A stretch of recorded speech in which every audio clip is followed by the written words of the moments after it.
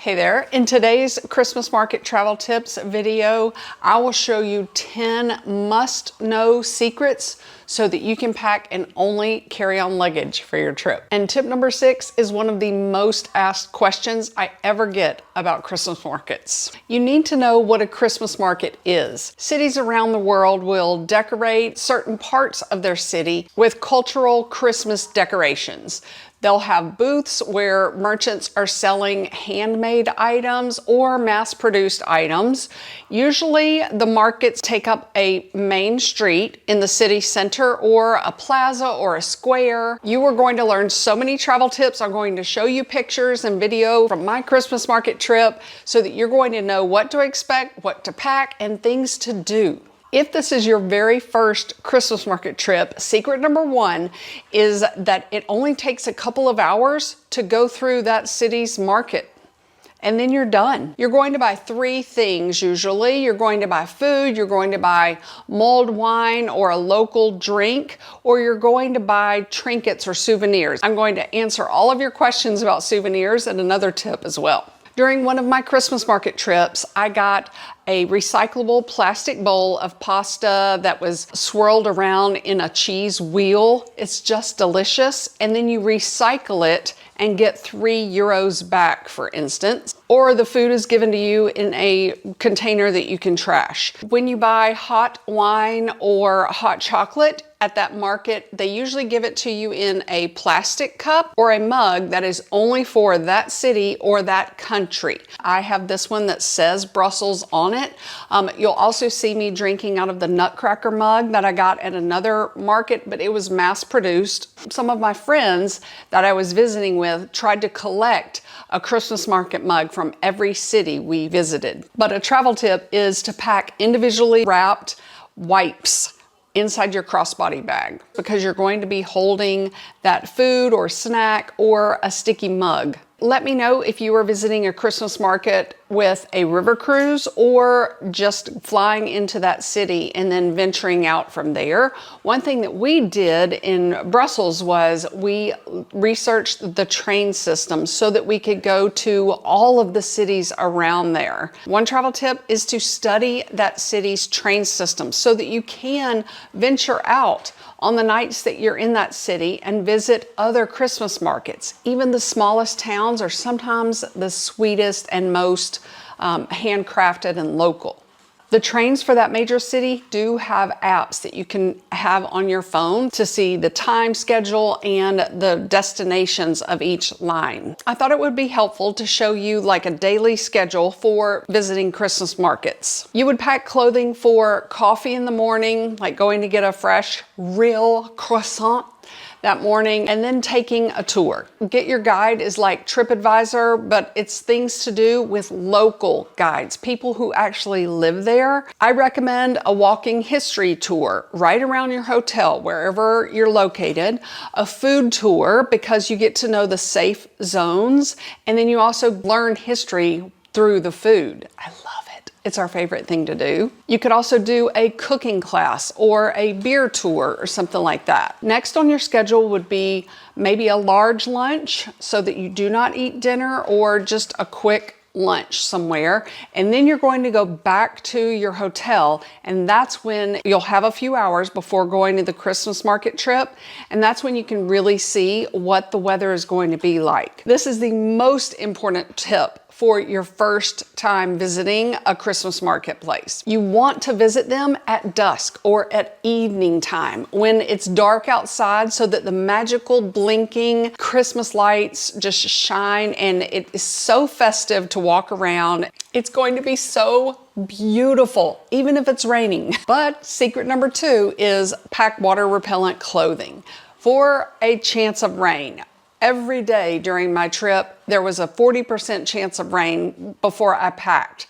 It rained maybe one day, which was such a gift. But our river cruise in September, it rained almost every single day and was cold and blowing rain, like heavy rain. But since the weather is unpredictable, you're going to pack this way.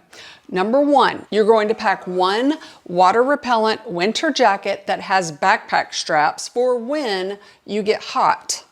This is my newest one and it goes longer down my body for a colder climate. Here's what I learned. You are going to be so warm in that jacket, especially if you go inside the train station, a restaurant, in your hotel even. It's less stress if you can just throw it on your back. One Christmas market travel tip is that there are not a lot of places to sit down while you are walking through the booths, and it will be very crowded. I mean, like you're like this close to the people. Know that you're taking a risk and go anyway. But because you will be walking several hours, you need supportive shoes and to also pack at least one pair of water repellent or waterproof shoes. That's the secret tip number 3. If you have at least one of them, you can make it work for that time when it is raining. There are 3 options that I have. You can pack ankle boot sneakers. These are considered a sneaker and they are water repellent. If you need a waterproof boot that is also dressy, that would help you be versatile and only have to pack this boot. You can read more about it in the shopping sticker that pops up. One tip that I have been sharing with my audience just this year is you can pack whatever shoe you need to pack for that trip by taking along a pair of arch inserts. These do not flatten as you walk. They are a very firm, hard plastic. And take it from me, get the high arch ones. It is not pointy, the one that I have now. The regular arch one doesn't give me that much extra support that I would need for walking hours in that shoe. You may want to pack a pair of hiking shoes that are water repellent or waterproof. These are old. I do not need any other ones, but they do have waterproof ones. I love the Merrell brand or Tevas or what's that one? Keen, but test them out before your trip because they have to be supportive and comfortable. If you get blisters, I recommend Dr. Frederick's something. I will link them in the first comment. They stretch and they're waterproof on your skin. If you're worried about passport tips, I have an international travel tip video that I will make pop up. Secret tip number 4 is that black shoes can go from casual to a dressier restaurant while not having to pack heels or some fancy shoe. Make sure your trousers will go into that dressier restaurant and you're good to go. Vessi sneakers are waterproof completely and they have like a wider sole. I really like those. My On Cloud sneakers are completely waterproof and they are more of a slip-on with just a few laces, if that would help you. With those tennis shoes, I do add my high arch inserts. I can't really comment about the saga that we had on one of our trips, but I had to get rid of almost everything that I traveled with, and this is my newest one. It's different from my black sneakers. Y'all, this is like my blue sneakers. This sole is like a tennis shoe, but it looks like a cute sneaker. Highly recommend it. Water repellent. Love. The next secret tip is to pack a water repellent glove, especially if it is raining. It got my friend's wool type gloves completely soaked. They're the Head brand. I have them in the first comment, but if they're not, just look for the water repellent ones. And these are the type that you can touch and type on easily. They work every time. You'll also pack a water repellent travel sized umbrella that is big enough for you. Do not pack the large umbrella for this trip because you are going to be like sardines walking through and it's just going to be stressful for you and you're going to be knocking people. And you may not even need it though. Secret tip number 6 is that you may want to collect things like my friends collected the mugs from the different Christmas markets. And the way you do that is you are going to pack a paper thin bag that is anti-theft that you can wear on the back or on the front of your body for like high crowded areas, which they are at night. If you do find one, I suggest putting like a dirty shirt or something like that in here. And then when you get your Christmas market mug or souvenir, you're going to put it in there for that trip. 3 of the women I was with at my Christmas market trip packed this one, and I remembered that I never used mine that I had at home. So now I tell people about it more often. But these have the connecting zippers, and they're easy for large fingers to use. We had some of our viewers give us some travel tips on how you get that extra bag in your carry-on luggage. One tip is just pack it in there because it is so flat when empty and it's lightweight. But you can also unzip the lining of your carry-on suitcase and put that extra bag in there. When I visited Belgium, the Christmas market was in Brussels. In the Grand Platz, that city center, there was a manger scene. There were some Christmas items, Christmas things that were in there, but that was not the market. They had a neighboring street that led you and just a few booths. Then they might have a merry-go-round or a Ferris wheel, really large Ferris wheels in some of the ones we went to that you can do. It's not really for kids, I don't think. And then they have one street that is just the booths with all of the delicious food. Oh my word, you're going to have so much fun.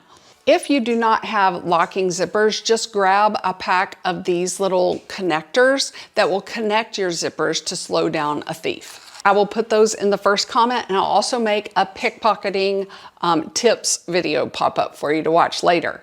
All right, secret tip number 7 is to pack the right adapter for that country. When you need to charge your phone, you would plug that into an outlet if there are no USB or C slots. And a lot of older hotels, even the Marriott in Belgium, did not have it for us. So I packed an adapter that had 3 plugs. I can plug 3 things while only using one of the holes in their outlet. And these are some electronics that you may need to pack. I packed my hearing aid charger, my cell phone, my power bank.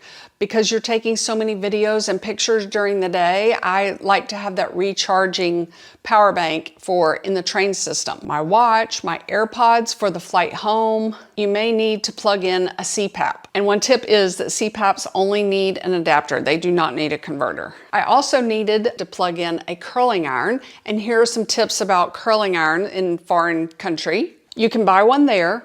You can buy a dual voltage one here, and that means it will work here and in other countries with just this type of plug. Or you can pack your own curling iron from here, but pack an adapter.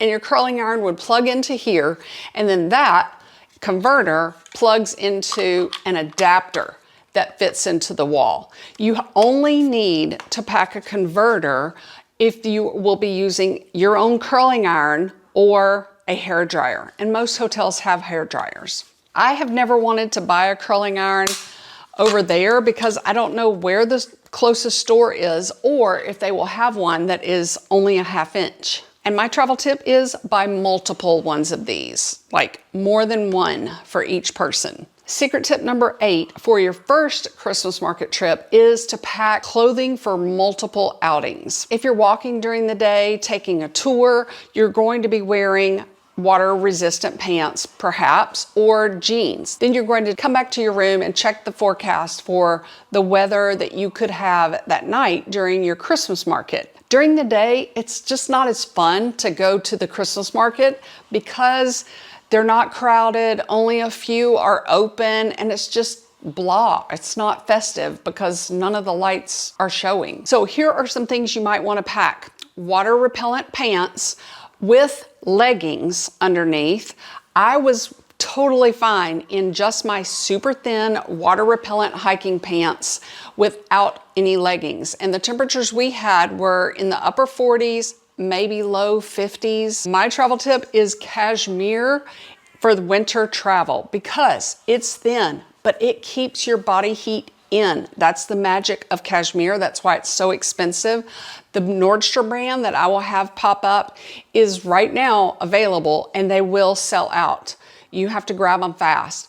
You can wear them by themselves, but I suggest having a shirt underneath for when you do get hot in the metro station. I'm not sure if this one is still available, but the shirt sleeves are like almost silk. They're really pretty and not super hot, but you've got your body core heated with cashmere. My travel tip is stay away from a hoodie, because in the winter, you do not need that hood because you've got a scarf or a heavy winter coat on that is going to stress you out and just give you something else to fiddle with instead of being comfortable. Secret tip number 9 is that credit cards have more personal information in them, in the chip, than your passport.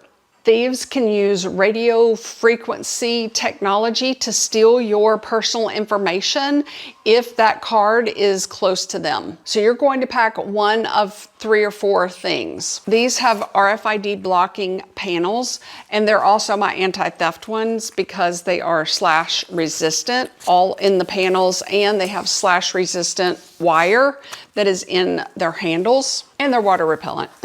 Or you can use those RFID blocking card sleeves if you only need a few and you want to just keep them in a pouch inside your crossbody bag. Or you can use an RFID wallet. A travel tip is that it's a lot harder for a thief to steal something in the winter if you are observant and swift with your credit cards. Here's what you do. At your home before your trip, you're going to practice unzipping your coat, reaching in, getting that wallet or the card slot, getting the card out, paying for something, putting it back, and then putting it back in your crossbody bag, zip it up. You can also use the lanyard as well because that will be under your coat until you get to a restaurant. Another tip is hold on to your phone. Be observant to anyone going by your phone because that is a high money maker for resale. So that's going to be an easy target if you're just holding it out for anyone to steal. Secret tip number 10 is I wish I would have packed more short sleeve shirts. In the airplane for my travel outfit, I wore my athletic black t-shirt. I ended up needing to wear that at night for my pajama shirt because at this Marriott in the Grand Place in Brussels, Belgium, the heat was set. They had turned off all air conditioning. Having a short sleeve shirt is just going to help so much when you do get hot in a restaurant, in a metro train station, inside your hotel room, or inside the hotel lobby waiting for your group to gather. Here's what I did. I put that water repellent coat with the backpack straps in our car that we normally take to the airport. And on the morning of our flight, we took the smaller car. So I had to buy a waterproof jacket on a quick layover. Stress, but it was fine. That's why you'll see that pink coat in a lot of my pictures. There are 11 items you do not want to wear inside an airplane that I have learned, as well as many of my viewers have learned. That video is available to you so that you do not make the same mistakes that we did. All right, I hope these Christmas market first-time visitor tips helped you. Leave me a comment below and let me know what city you're going to. Thanks for your time.